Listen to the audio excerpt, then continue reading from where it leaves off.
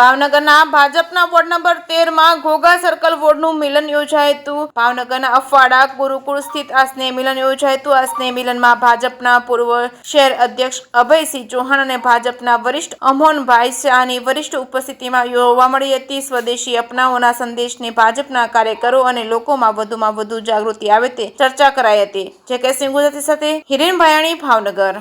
Bharatiya Janata party Gujarat પ્રદેશની સૂચના અનુસાર સમગ્ર રાજ્યમાં દરેક મંડળ સ્તરે વિક્રમ સંવત 2082 નિમિત્તે સ્નેહ મિલન કાર્યક્રમોનું આયોજન વર્ષોથી પરંપરા મુજબ કરતા આવ્યા છીએ।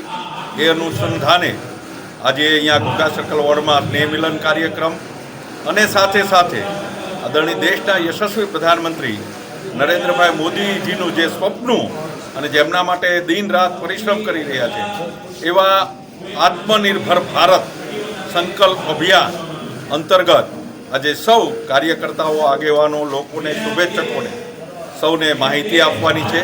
સાથે સાથે નવા વર્ષની શુભકામનાઓ પણ પાઠવવાની છે। આજના દિવસે દેશને એક કરવા માટે થઈને સરદાર વલ્લભભાઈ પટેલની 150મી જન્મજયંતિ જ્યારે દેશ ઉજવી રહ્યું છે ત્યારે એમને નિમિત્તે પણ કાર્યકર્તાઓ, આગેવાનોને વાત કરવાની છે।